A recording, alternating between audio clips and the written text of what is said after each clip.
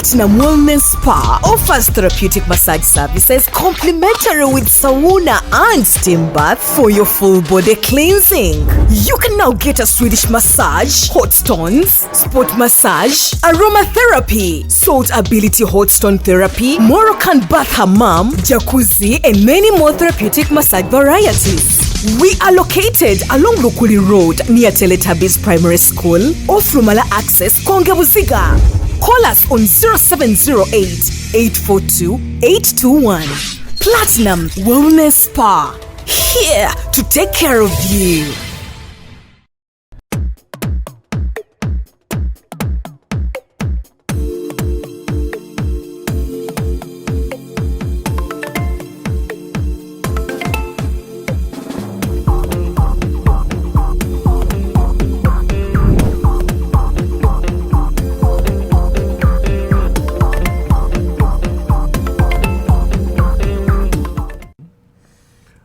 Welcome to yet another edition of Kasuku Live. Ndino mwami Chimbugwe. Last year ngegwako twali fenna wano Kasuku Live nga twogera receipt ifris. Efuso obuzibu olunaku olwaleero. Ni wamukisa okuba nti discussion eyo I was part of it and now it has come back to haunt URA. When I'm still part of it. So, bino byebimu ku bintu nabagamba Chimbugwe nagamuleeta obulango wano. Singa abantu tebeekwasa abantu bagatulaba Kasuku Live tetulaba URA ebyesomesa. Tetufuna information. So, but anyway, I hosted a gentleman okuva mu kikuubo ng'alina byayogera ye byasuubira nti biruma abasuubuzi okuva ku endi yammwe ebinjagala tutakole ng'olunaku olwaleero neesooka obuuze ku bantu abatulaba n'abatuwuliriza. Abatulaba n'abatuwuliriza erinnya face n'eddoboozi Chimbugwe nga ndi muwoza naye nga weewaawo nkola mu office ekwanaganya ekitongole ekya Uganda Revenue Authority n'omuntu owa bulijjo oba omuwi w'omusolo oba tugambe business person. Era nga ensonga eno gye tuliko eya information. This is an information war. Ebe nkwatako nnyo era ebeera mu office eyo nnyini mwempeerereza. Omulimu guno sigukola nzekka ngukola ne bannange. It's a big team. Naye nga nze mpitira ku mikutu egya digital okubanga ntuusa obubaka eri bannaffe era ne ku Sunday idi ku idi day waliwo mukwano gwange Faizo obamumanyi Piper influencer wa kabinyo ku Twitter ku LinkedIn alina ka video ke yataddeyo era ku nsonga eno nga boogera ne family nga bali mu ddiiro nga pirawo atambula naye nga boogera ne ku nsonga zino ne tumwanukula twakawanisa na mu Luganda ako ne tubaako ebintu bye twatangazizza bannaffe ku nsonga eno eriwo mu ddiiro nakolwaleero era nga omukisa gunkutte Kasuku nonkyaza omulundi ogwokubiri tube nga twogera ku bintu kati nnyo tube nga ekintu kino nga siva wano department yo yakolera ku bulango bwekiri batuwa ku bulango Kasuku Live luli wansuubiza nga obulango bujja kujja ekirungi ekiri wano tuli live era n'omukulu Bosa kwali mwami Bosa ono yali mu UCC musajja wange mwami Bosa mpitaako mu ofiisi yo naye mwami Bosa ngandudde omulaba ennaku zino naye mwami Bosa muntu mulamu twagendanga eyo ku UCC tuvumya abantu ne Kasuku kati abalala gabawa n'omuliro guyiika beekuti nedda kati kyeno oba yaliko ow'amawulire musajja muteesaganya musajja muntu mulamu era kwali sinnamanya wakitanaba kujja eno era ndowooza essaawa yonna tujja Okay, now there are like 4 issues or 3 that were raised. One, ifris. Ifris eno abantu n'omwami oli bwe yadde ayogera nga balaga nti musolo. From the last time I was with you, you were showing us it's an electronic fiscal receipt. Ekigambo kiwanvu nnyo nange kimmenya. Ekigambo kyo kiwanvu. E-receipt. Tukiyise e-receipt tuleme kiddusa mu IFRS. Electronic fiscal receipting and invoicing solution. Kati ekigambo ekyo kiwanvu n'ekirimu ebintu bibiri eby'ensonga era omuntu byaba alina okuteekako nnyo essira okufuna ekifaananyi ekituufu. Akasooka ke kano aka receipting, akokubiri ke ka invoicing. Nti system eno esobola okuyamba gwe omuntu ali mu business okugaba receipt oba invoice naye nga ziri era nga ziri fiscalized. Kati kiba kitegeeza mbu receipt eba electronic ebeera egenze ku data system. Data system eyo, data system eya URA ne data system eyoli gwokoze naye business. Kati bino ebintu bya goods once sold are not returnable. Obo bijeo bino ebintu bya omanyi n'ogula ekintu noyisaawo essaawa nga bbiri notuukayo wakanga ekintu si kyekyo noddayo ku dduuka n'ogamba gayi kintu kiri kyewanguza nga si kyembadde nsuubira gayi naakugamba kintu ki nakyegaana kibyoyogerako nakulabyeko nkumanyi wano system ebeera mbika bulungi nnyo mbuka n'ebyokutambula ne receipt neekubulako. Kati luli last time when you were explaining to us and me what I picked mpozi n'akalala ak'ensonga kembadde sikonyeeko kino ekigambo fiscalized omanyi abantu ekigambo ekyo kibazannyamuko fiscal naye nga fiscalized kiba kitegeeza kutongoza wano mu system y'economy nti transaction eyo gy'oba okoze eba tekyali transaction eri wakati wo n'oli gwoguzeeko oba gwoguzizza wabula ne government ebegimanyiiko ekitegeeza omuntu omutwalirawo mu kkooti awo bulungi nnyo n'ogamba nti muno mwenkolera risiti yange yiino. Exactly. Now that time bwe twali twogera nze nakisupportinga nnyo because fe consumer kyali kituprotecting obanga because from the explanation I got was bengenda nengula ecupa ya bbere ya mubbaala best afuna receipt eno ow'ebbaala ayinza obutadikire yalinga nti natunda omusolo gwe guno. Ekyo kiba kitegeeza nti ne bennaabanja eddwaliro oli ajjaga nti ate munaamalwayo tunaagazimba tutya naye kati wano receipt eno sente be zigendayo zigenda mu system oli n'amanya z'alina osasula oba z'alina okuwa URA nfunemu naye afunemu. Kati akantu kano ate wakategeera nnyo kubanga that's the concept nti ebintu tebikyali byakyama era nga kiba kitegeeza nti omuntu ali mu business olwaleero system eno eya IFRS naddala ng'oli value added tax payer kubanga si buli omu asasula VAT oba si buli omu akola VAT accounting. Muli mu business nga etteeka ligiwa ebbeetu okwewandiisa era etandike okukola ekintu kye bayita VAT accounting. Business ezo ze business nga ettunzi lyayo mu mwaka omulamba lisukkuluma miliyoni 15 oba ettunzi lyayo mu kwota myezi 3 lisukkuluma miliyoni 37 n'ekitundu. Kati business eyo kiba kigikakatako okuwandiisibwa era etandike okutambuza ensonga eno ya VAT. Mpozi business category endala yeya business nga ebyamaguzi byerimu biri vatable. Mubamu abantu nga ebintu byatunda byonna bya VAT biriko VAT. Kati oyo naye kati oyo naye ayinza n'obutatukiriza kiri ekya threshold naye olwokubanga ebintu byalimu biri vatable kiba kimukakatako naye okubanga yewandiisa ku nsonga ya VAT. Kati nekitegeeza nti IFRS olwaleero mu mateeka si ya buli business ekintu ekyo tuba tulina okirambika obulungi. Naye kati abasuubuzi luli consumer fe watunnyonnyola kye tutannyonnyola luli era kati ekivuddeko obuzibu omusuubuzi agamba IFRS musolo,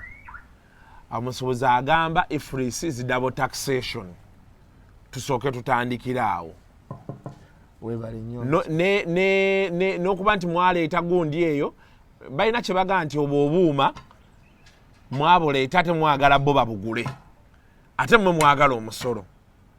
they believe mmwe mwandibadde mubuwawa ekyokubiri temubasomesezza kimala ku buntu obwo then ekyokusatu oba ekyokuna abasajja bammwe bakambwe ebiringa bitaano byonna nti ogenda bizinga omulundi gumu njagadde mbikuyitiremu mangu kuba nina omusuuzi gwe mbadde naye n'abinyinyonnyola ne ŋŋamba kati byonna byambale biringa bitaano naye katubitambuze process by process ekisookerwako ifris si musolo ekitole kinnyonnyole bulungi awo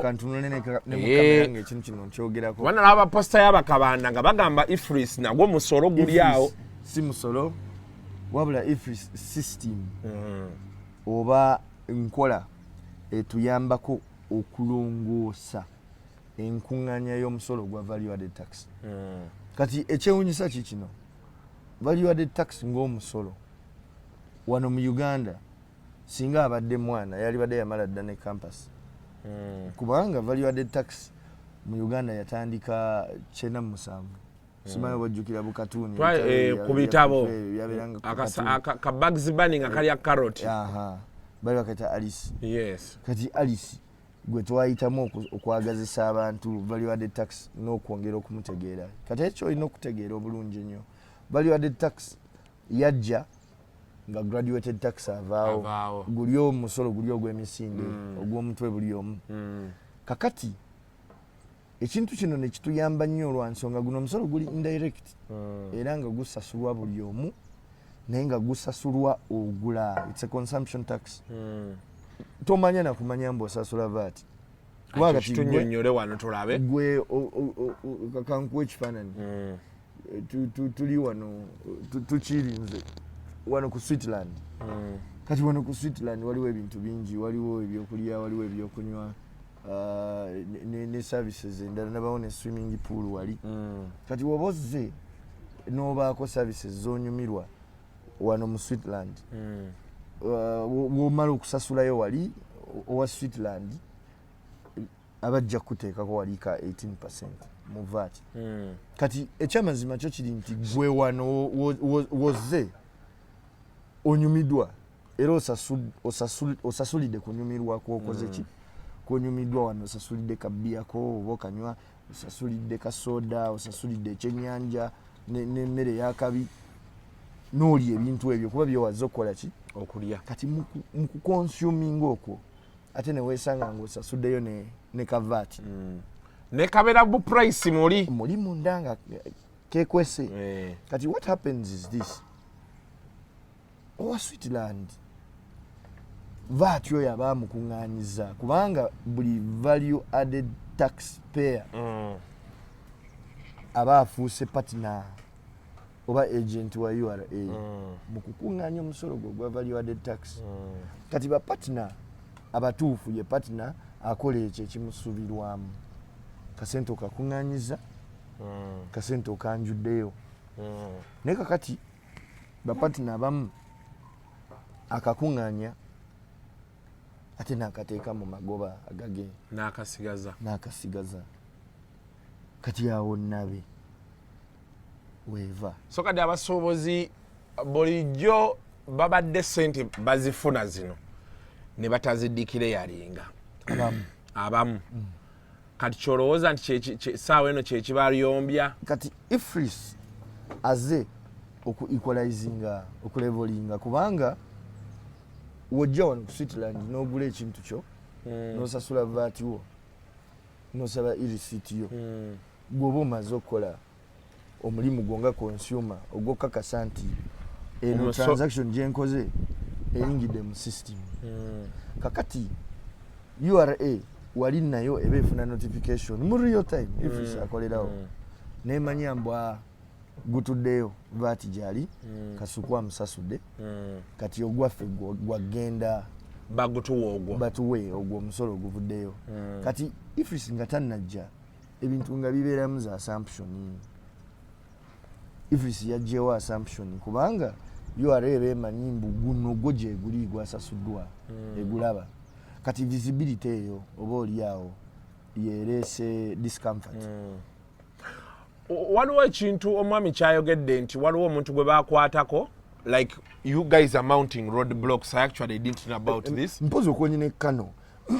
kankakoneko nga tetunabagenda ku roadblock okonye ku kantu aka kabadde very crucial ate simanyi lwaki kavudde aka double taxation so kaleke kamvudde ne mutwe kano ko badde okonyeko naye obadde okakonyeko so get twogere ku roadblock. So they are saying that you guys have mounted roadblocks. Omuntu aba atambula n'ombuze nga teyo ogiguzeewa receipt yayo eriwa kati alina kyeyayogedde nti system beetuuka nga teriiko waliwo gwe baakwata nga system ebadde teriiko ne babafayininga 6 million. Akantu ako nkajjukidde kembadde njogerako kankakoneko then to addressing eneeyo. This is what happens. Ifris egira mu format za ngeri nga 3 osobola ogikosa system mu ngeri nga 3 era kiba kikulu nnyo bannaffe ne mbategeeza ku kino nti buli business ne solution oba ne delivery mode gyesobola okozesaamu akantu kana ka Ifris. Mulimu business nga ya high value naye nga transaction teziri frequent nnyo. Kanko example kasuku oyinza okuba nga olina ebintu byo byotunda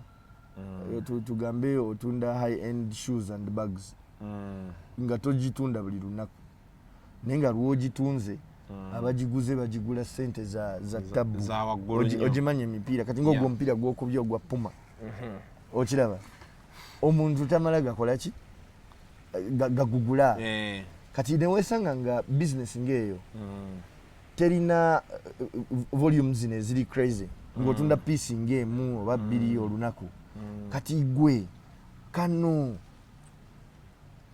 ka system aka Ifris the version of Ifris gye tulina ku web portal eya URA woba ologinze wali ku www.ura.go.ug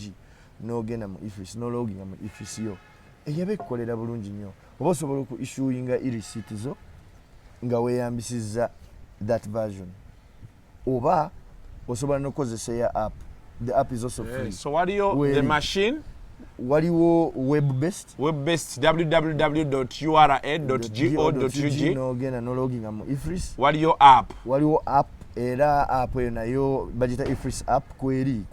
ku iOS aba Apple oba mu kikuba then ne ku Android nabo baba bagifuna kati app eyo nayo oba osobola ogikozesa oku issuinga receipt in case kiri kivuddeko toyina ina offline ne online mode by the way so neweba evuddeko osobola oku issuinga offline system weddako automatically ne reconciling yo so it doesn't even matter. So from what now you have explained to me nekati ezisooka ebbiri kati newabawo version endala ey'obumashini kati bano banina transaction volumes nyingiko restaurant ezimu ozimanyi onaafuluma onaalya onaafuluma onayingira ezo bwe zityo kati ezo zo zesanga nga kano ka system akamashini kaba kabakolera kutekamu kaadi betuti ako kamashini ako naye bugundi owaki tebubuna nnyo naba nga oyo ye eno eya web-based eyinza obutaba practical ku muntu ng'oyo kuba transaction volumes eziri crazy kati ne mbamu ate ne business nga supermarket ate nga traffic mungi nnyo onaafuluma onayingira buli omu ne shopping cart kakati business eyo ate yo neyeesanga nga egenze mu version endala ya Ifris gye tuyita system to system nti kasuku oyina accounting system gy'okozesa mu business yo n'okwata accounting system eyo n'ogi integratinga ne Ifris kati nga gwe business omukolera mu system yo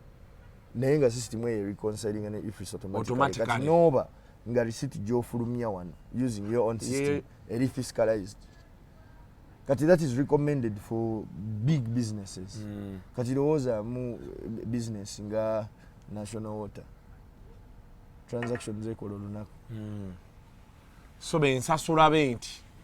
kyo mu system kiba kyegatta kati awo system to system ekola lowooza ku supermarket zine nene zi capital shoppers ezo nazo nziraba kuba ka receipt kajja kaliko VAT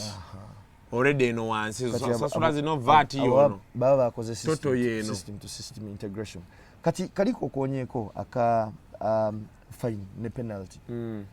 mulimu banafa bali mu business nga balina oku integrating accounting systems zaabwe edda kwa ifris teyaze jo by the way ifris yajja 2021 era emyaka egisookedde ddala wano obukya ifris abeera introduced URA egimazemu education kubawe tuba tukola tutambulira mu nkola tugita triple E engagement education bebasooka ababiri EE kati abo ne bawerekerwa oli asembayo enforcement kati wotunuulira ifris ebbanga lyamaze nga waali wano system eno nga weeri 2021 paka kati tubadde nnyo mu education ne engagement. But from what the gentleman says you know engagement ne education building a communication you could be talking something but are you talking to the right people and how are you talking to them because from the very super have engaged because right now at my age nina bachali bange ba peers banji bali mu business bichi twalo twachogerako ko ne ba Jenkins zaawo they flooded my yes they flooded my inbox kasukubye mwogerako temubitegeera in fact waliwo n'omuwala yaŋŋamba nti atunda masowani ebikopo biki naŋŋamba kasuku kulu toli musuubuzi for purposes of my relationship with you let me not move into that argument because kyemwogerako temukitegeera nekindeetera okulowooza nti if URA is doing the engagement and the engagement and the education what are they saying and to who because those are two different things olunaku olwaliro abasuubuzi webatokera okuga nti tuggalawo amaduuka nga ifris is one of the things they are citing are we communicating effectively that is a question of communication kati nze sinza kudda wano nenkugamba mbu communication tumumazeeyo kubanga kati olaba kasuku tonna tukubira bulango ate ng'olina audience ekitegeeza nti wakyaliwo eddibu awo I'm the very first person to admit that naye ekyo tekijjaawo nti ate tusomesezzaako because crazy work has gone into the effort of educating neyo campaign yennyini gye twakola yampa e-receipt era nayo yali ku kino ate naye eruddewo ango yaayo yali etunulidde nnyo consumer kakati we are saying business person let us engage kati bino bye bagamba mbwakuma ka ifris kubanga if it is a matter of education tulina okudrillinga down paka ku business person asembayo naye nga nina okikkaatiriza kiri kyenkonyeeko nti ifris system olwaleero si ya buli business person era kiba kikulu nnyo omuntu ng'oli mu business n'otegeera ifris oba ekukwatako directly olwaleero mandate wise oba tekukwatako olwaleero I think that is now where we need to begin from ekintu very very critical nti oba ng'oli mu business nga turnover yo tetuuka 15 omwaka nti mu kutunda oba goods z'olina mu dduuka exactly teziweza omwaka bwe guggwako milioni 15 teziweze ettunzi lyo teriwezezza milioni 15 oba mu kwota emyezi 3 milioni 37 n'ekitundu teziweze gwe tuleke ifris tonamutuuka kati abantu eyo wansi mu shauri yako bali mu eyo gundi ekintu ekyo tuba tulina shauri yako abasinga bali mu eyo bracket mulimu abali mu bracket eyo mulimu abatannatuuka mu bracket eyo so abamu baleekaanira bwereere tuze wano ku information ku meeza eno tutegeeze abantu nti wobanga mu mazima mu law nga bracket eyo mwoli gwe amazima oba ogamanyi era ifris eba ekkwatako naye wobanga bracket eyo tonnagituukako ng'olina ne paperwork wo ebitabo byo bikuma bulungi ng'osobola okulambika bulungi nnyo tax office ono n'omugamba olaba sinnatuuka ku qualifying akubeera mu VAT ebitabo biba bikweyimiye Kimbugwe era mu mbeera eyo ifris n'obanga tonnamutuukako Kimbugwe make me understand kana akuma ka ifris ke kafaanana katya bwe bunongo bwa visa card bubanga olaba supermarket ogenze ku supermarket waliwo akakuuma ke bateekako titi those boom machines obosoma code akalala ne kafulumya receipt kati kana kafulumya receipt it is the closest example to the ifris machine to the ifris machine but now this now it is interesting kubanga bannaffe baneiba baffe wano e Rwanda balina version eya system eringa ifris naye bo bagiyita nalinnya ddala bagiyita electronic billing machine electronic billing machine njimanyi efaananira ddala njitegedde naye waki mu mwaka erinnya zibu nnyo ifris kati eri EBS naye ifris wakiwanvu muko muntu wokimunnyonnyolera ne mu kukinnyonnyola waliwo negaye yakoze comment ennungi ku Twitter yaffe I saw it era ku idi yagamba bano abasajja abawumeme baali balina erinnya eppanvu eryayaka meters ne bakinunuulira ekintu kino mita zino kye ziza okukola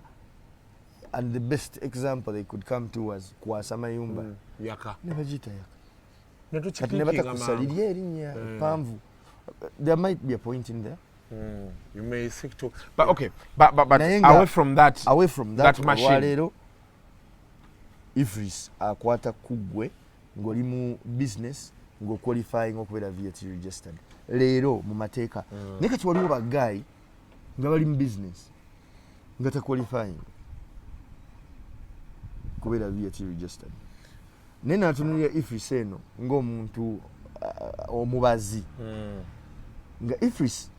erina advantage ezisobola okumuyamba nga yali mu business okugeza wobanga weewandisiza ku ifris weewaawo nga toli VAT registered taxpayer naye nga olabye benefits eza system eno n'ogamba kanjiteekewo wano enyambeko mu bookkeeping oba mu accounting ate weesanga nga kikwanguyira n'okudiiringa n'abantu abali VAT registered kuba kati baba abali VAT registered baba bagamba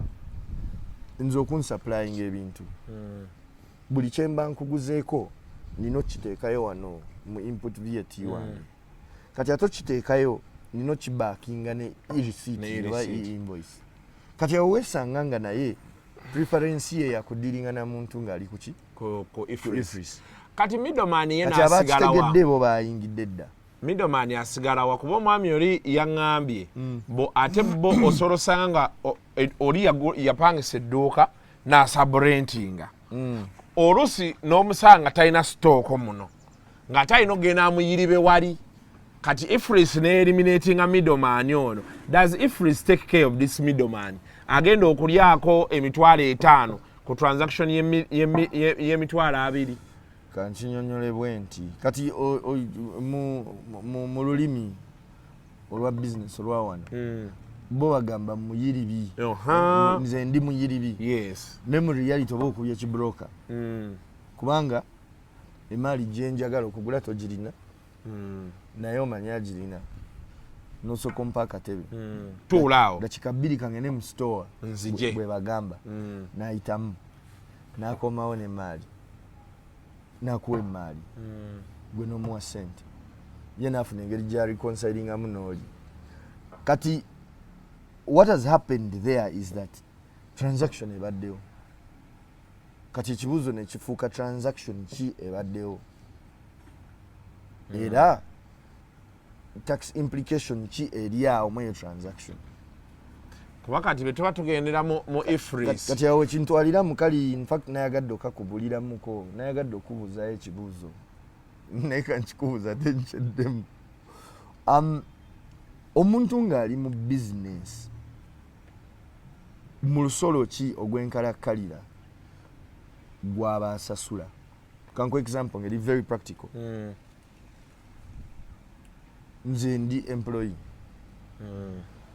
Ndi ku salary. Era ku salary yange eyo bagikechula. Sente ziwererako ddala. Nenzisasulayo. Kati that is what I pay as a salaried person. Kati Kasuku Goli supplier of digital broadcasting services. Yes. That's the main hustle. Kakati wobo ina supply jokoze tugambe TK aine ekivulu kya promotinga nakukuonako Kasuku wakimukubire promo no mujita drop no mukubira drop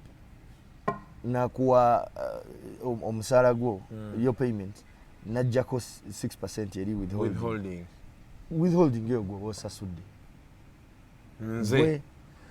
kati nituba ne bannaffe nga ali mu business weewaawo nga tannatuuka mu ttuluba liri erya VAT registration. Kati neyesanga nga naye omusolo gwalina osasula ogwenkalakkalira income tax oba presumptive tax okusinziira waagwa mu ezo bands eza presumptive twazoogerako luli eza biro 10 million omwaka oyo tasasula kintu owa wakati wa million 10 nasasula presumptive ng'atandikira ddala okuva ku mitwalo 8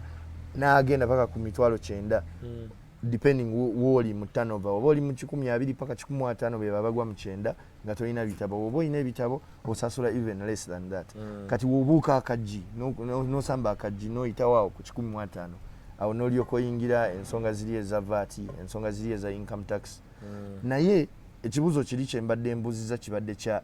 omuntu ali mu business musolo kigwa asasula ogwenkalakkalira kubanga waliwo bannaffe abali mu business abadde bagamba emisolo mingi. Yes, double taxation. Kati nga bagamba ground tax,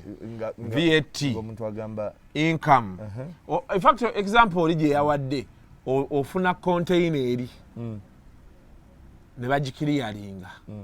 Road block zokka zosanga wano buli omu alina kyayagalayo paka wootuusa mu store. Era awo nabo ne batandika okukutoolako. Ng'agamba temusobola kufuna musolo mulundi gumu ne mugupanga ne mumanya nti omuntu bw'oba oleese ebintu ebiri amount to this sasula kino kankinyonyolebwe nti era weeguli omusolo ogwo gwe gwa income tax gwenjogeddeko naye tugutuukako tutya kankinyonyolebwe nti wotunulira business ground rate KCCA okukolera ewantu okuwa ebbeetu okukolera ewantu osasulayo KCCA kati ogwo si musolo in the sense of tax oba tegujja wammwe si musolo in the sense of tax kubanga obanga togenda kukolera awo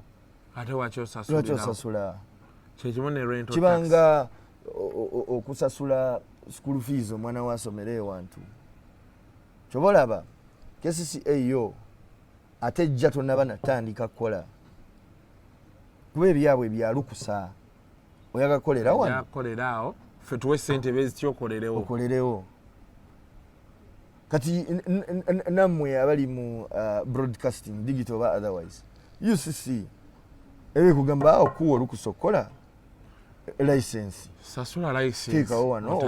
okole era osasula tona nakutandika kati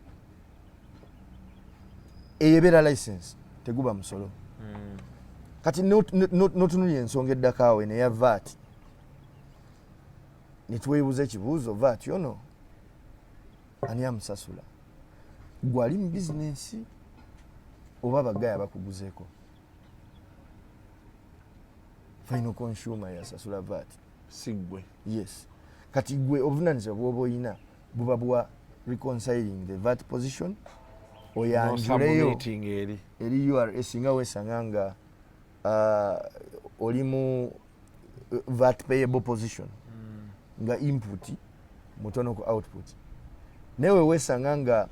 ate gwa abanja URA okimanyi bwa abantu babanja ne ku URA nange mbabanja like newesanga naye batugamba temusasula no URA ekola refund okufuna omusolo gwo gujja mu URA ng'olwana bamperezaako message between 1 month and about 3 months oba omaze okufuna refund yo so si bituufu kati ate ne mubaamu n'enkola eno eya reconciliation kuba kati twaterezeza ledger system kati oyinza okukola reconciliation instead n'ogamba nti kati mulina okunziza miliyoni 4 ate wano ze nnina obba wanga income tax munyanya income tax mbanyanya VAT mutwale ezo twebaze ne mukigatira awo kakati newesanga nga omusolo guno ogwa VAT business yagusasula consumer yagusasula ogwa withholding twagula byedda supplier yagusasula business nekola ki netuusayo waliwo n'ogwa payers you earn ng'olina abakozi okimanyi mbu era business yesasula payers you earn omukozi yasasula pay as you earn business nemutuusayo and so, it becomes even more interesting kuba kakati omuntu ono waaba reconciling income tax position ye bino byonna nabyo abibala n'abibala nti twafulumya kino tufulumya kiri ne tudikirayalinga kino kati byonna bwe bivaako zino ze tusigazaawo ku final position ze tusobola obbawaako ya net profit kati ku net profit yokwo chargeable income omusolo bagujja ku net profit income tax so kati mukulaba okwange kati business ezimwe era zeesanga nga erina mu negative position oluusi nga costs zikutuddemu kati nga mu mwaka gwa covid businesses singa costs zaali crazy okusinga ku sente zaali ziyingidde mu business kati awo ng'ofairingayo return ng'erambika ekyo kyenyini twakoledde mu loosi nombuuza oba yo aregenda kujja ekusumbuwa kati kyendabye ndowooza wakinze mbitegeera mangu abantu abalala ne batabitegeera there are probably two solutions two scenarios. Either the people talking to these people are not explaining to them well, or omunnayuganda nga bemumanyi alabika okuba ye alina engeri gye yamanyiira ovugamu ekintu ki bw'alaba bino by'omugattagattamu wano ng'alaba bizinesi asigala takola. One of those two. Kati naawe tulina onnoonya middle ground. We must. Naye nga natandise nkugamba mbu eno tuli mu information wo. Era kati fe omulimu gwaffe gwa kukakasa nti buli munnayuganda afuna information. Now, kuba woba omaze okutegeera bulungi nnyo ekintu kino ky'olina otambuza naye nga gy'olina okitambuzaamu. You're going to protect yourself. So right now the argument should be, from what I hear, and Chendo's and it also needs to be addressed, should be that the taxes may be a high vis-a-vis the state of the economy right now. Because when you break down, and people are saying double taxation and what, we'll break, if I'm to go by Chogambi, ayogera double taxation ayinza okuba ye atakitegeera. Kuba bw'oba olaga nti guno omusolo supplier yagusasula, guno nze aguze nze nsasula VAT, gwe gwenguzeeko olina ddikirayalinga peyi era nina kujja kuze nina sasula mukozi. Exactly. Bemba simusasudde era tewabeerawo kyonzijjako. Bemba sina mukozi tewali peyi. Then withholding tax woli supplier. Kale kiba kitegeeza nti wano emisolo ffe kati engeri gye tugikwatamu giremitinga financial discipline. Science ali awo. We wali science. Science ali awo. Akati n'ekira kikino ngenda kubeera controversial naye katono. Teriyo muntu ali mu business nga business eno wagikolera apangisaawo atasooka kusootinga landlord. Nti awareness gy'aba alina ku bwongo omusajja landlord agala sente ze era waggulu. Kati ate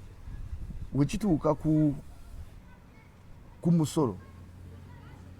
awareness ate natagirowoozaako nti newesanga nga agency omuntu gyatadde ku kiri ekyokusortinga land road eri 100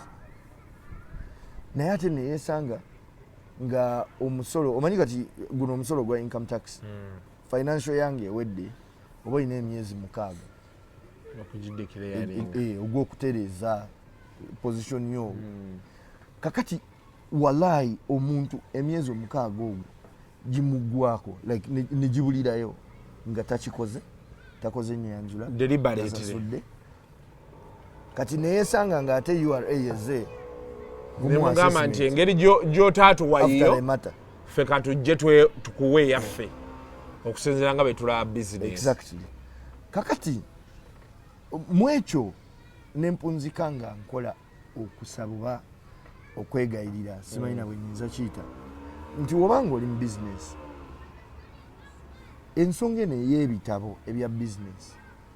gitunulemu ensonga eno ey'omusolo gitunuleko ogwesooke guleme ku surprisinga kubanga business gwagivuga n'omusolo gwa Uganda guli set up in such a way that gwaguvuga gwe yeesalirawo kyolina okusasula kuba gwani business. Tax regime gye tulina ya self assessment kwegerekera wano woba tokikoze ekyokwegerekera nga advantage eyo togifunyemu awo URA egenda kujja kugerekera wewava nabe newano ifrisira system yemu kubanga kati gwe weewunye mulimu businesses mpitirivu naddala zi high volume transactors nga tezirina tabu na ifris kubanga input VAT output VAT kyerambika kati ate ifris eno eina akantu ke bayita pre-filled return nti as you're doing the transactions system yo already ekuwa ekifaananyi kati nga 15 wezituuka ez'omwezi oguddako ogenda bugenzi wali ku system yo n'olaba oba kyekyo kyennyini wembaamu ka transaction maybe waliwo omuntu eya underpayinga oba nemuka reviewinga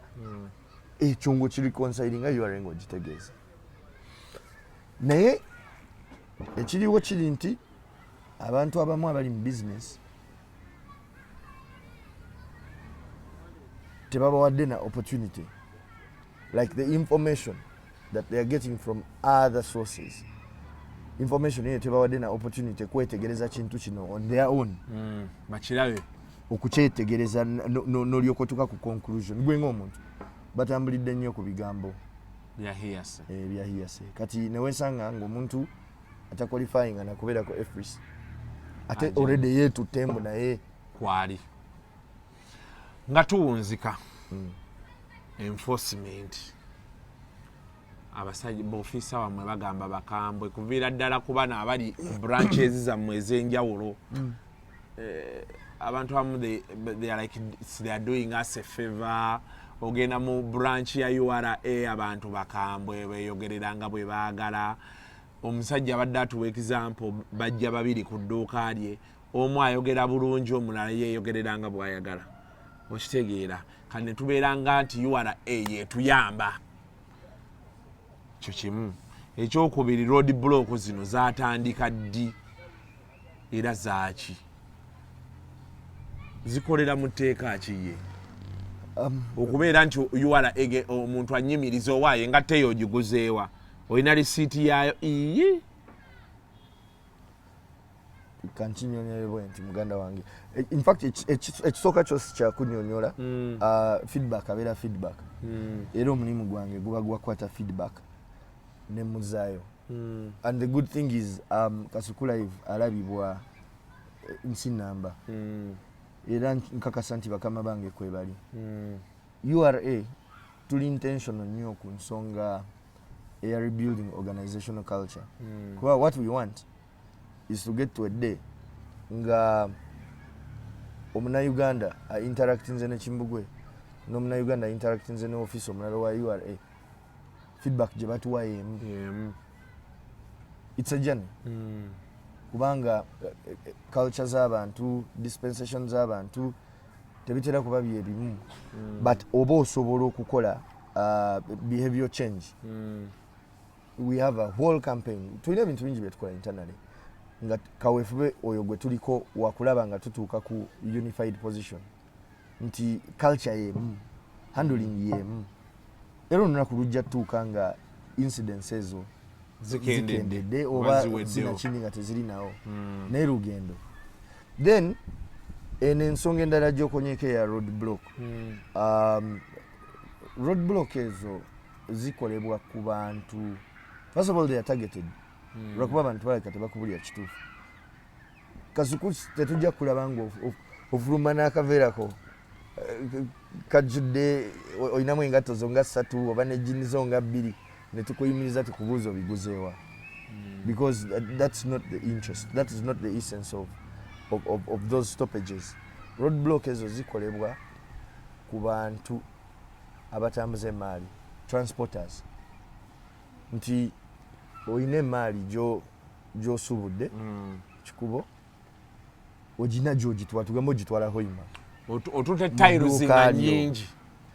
high volume transaction kati because it is a high volume transaction kiba kitukakata kujukira efris kazanyo ka turnover VAT kiba kitukakatako okujja tukakase nti indeed this high volume transaction ekolebwa eri reconciled somewhere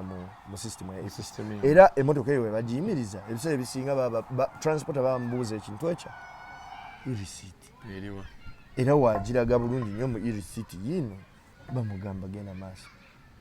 lumbe Hoima lwakuba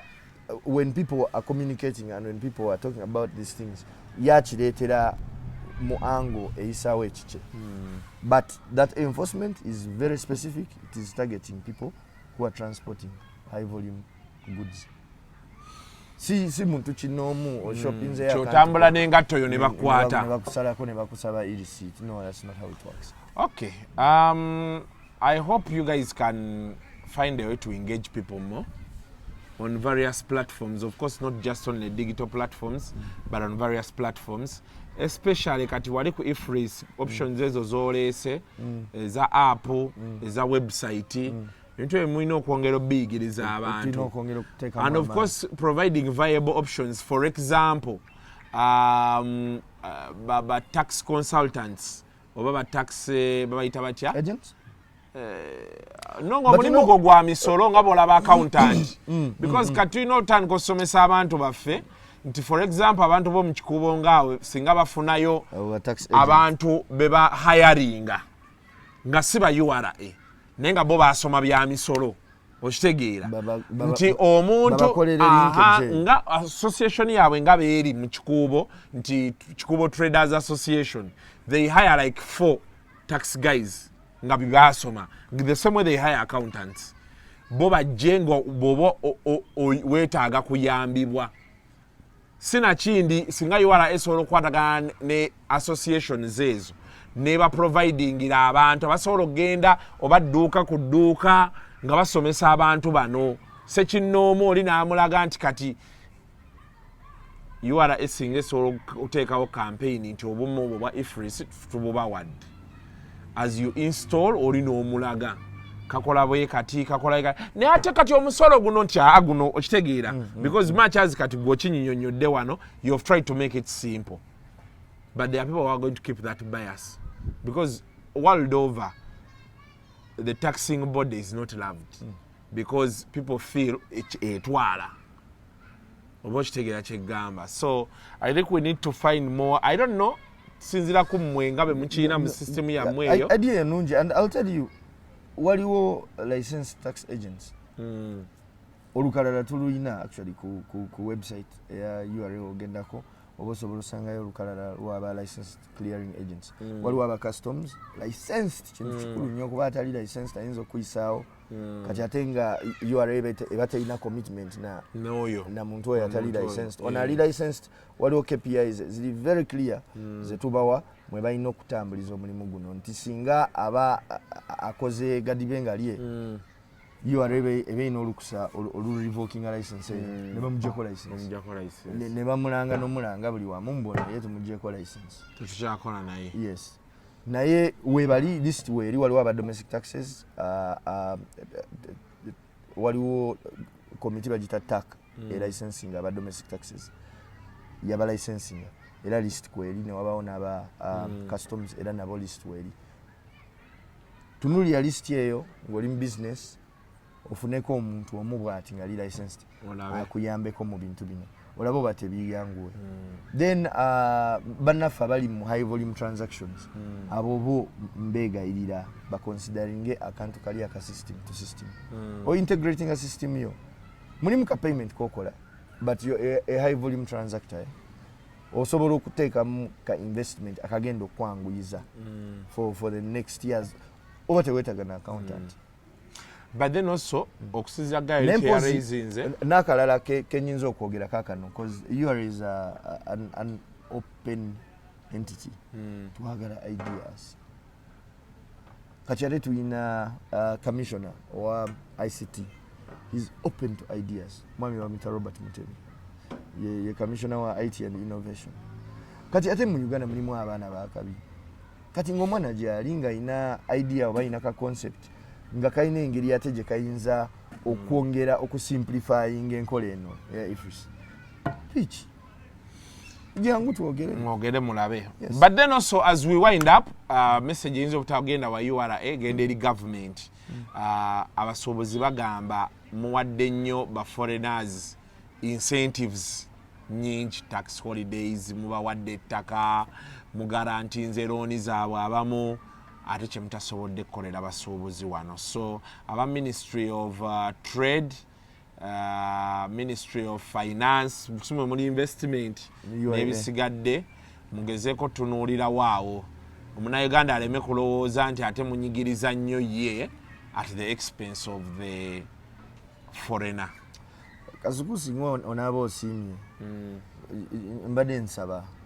tukoleyo ka episode yakalala nja kujja nekyali wange waliwo gayi wakabi nnyo mu bintu ebyo bya incentives ez'omusolo kuba tax law ajjudde incentives ate nga incentives ezimu sinaza abaforeigner bokka mulimu incentives nga zawano nga naawe loko investor osobola okujja n'ogyetabamu naye nga tetuzimanyi bumanya oba tetuzikozesezza ompeyo omukisa nzije ila kusho oba ndetegaayo oyo oba tujje babiri abantu tubaliremu tubabulire opportunities eziri mu incentives ez'omu tax law kajja kuba kakusasulira kimbugu wakati eno interview yakubiri ogaba irisiti nyagibawa invoice yakubiri nze mbanoonya nga abantu bagamba kasuku tugambira aba URA batuukewoko wano eyokusatu munkoleko no we should organize kubanga wetumanyisa abantu ebintu bino naffe omulimu gwangu kituufu anyway so byebyo you can try to reconcile this discussion eya URA vis-a-vis n'ey'abasuubuzi olabe naye gwali eyo musuubuzi gezaako okubaako ky'oyigamu enamba yo tusobola ogisomera abantu no kati eyange twali gisomye ne waliwo enamba ate etavaako okay kangisomera naye abagikwata bantu balamu ya WhatsApp then waliwo eri toll free waliwo neya WhatsApp kati ya WhatsApp eri 0772 14 0000 0772 14 0000 WhatsApp misana kiro sawa 8 sawa 10 ebaako tubaako nga tukunyonyola bunambiro then direct call nga togenda kugisasulira ziri 2 0800 117 000 endala eri 0800 217 000 zikyusaamu wano ka 117 na 217 ebirala byebimu naye kati wabeerawo omuntu ayagala kwogera naawe oba ekyo ogisooka okirowoozeeko omulundi gw'onookomawo kuba Ugandans we work best with who we know kyabola abantu betukyaza wano abamu ba motivational speaker babbye nnyo abantu kuba oli abeera alaba nga ekintu kyennyini kyalimu oba kyayagala kyoyogera. So kati oluusi oli ayinza okugamba njagala kwogera na Kimbugwe yajja okunyanguyiriza nnyinnyonnyola ekintu oba okitegeera akitegeere bulungi. Kyeki kyeŋŋambye nti oluusi muyinza okwesanga nga ba taxi guys abo bemu licensinga bayitaaga okugenda dduuka ku dduuka olina bwe mumala okukola ekya gurupu kino nti tubayise mwenna twogedde ne bagenda dduuka ku dduuka nti akuuma kano kaakano kakola bwe kati bw'okateeka mu sisitimu yo n'okaza eno n'okazanyisa ano oba namutegeeza mu kati gwe entambuza gy'otambuza mu bizinesi yo teweetaaga kuuma. Yes, tulina n'abasuubuzi baffe nga tebaasoma nga ye abadde amanyidde ekitabo kati abamu botandika omunyumiza withholding peyi byani nga tajja bitegeera naye ng'ate alina obbisasula mu bizinesi mu ebiri ye abadde just tabikola ki kati awo agent abajja muyamba nnyo consultant yona. Okay, webale kujja. Always a pleasure. Mwami boss asebo nkutumiddeko ofunayo obudde n'ompita mu ofiisi yo ne tunywa kacaayi ku y'omuwi w'omusolo ne tunywa mu kacaayi naye abasajja agaye baleeta obulango mwaka mulamba akasuku bosa kwali awulidde wana bayitaga okuseesaamu nja kwongera omujjukiza kuba platform eno nene kalika interview ke twakuba my goodness katuuka buli wamu nze kyoba ntidde n'okuwa enamba yawe simubayinza mubeera bulungi mwera ababbaayi.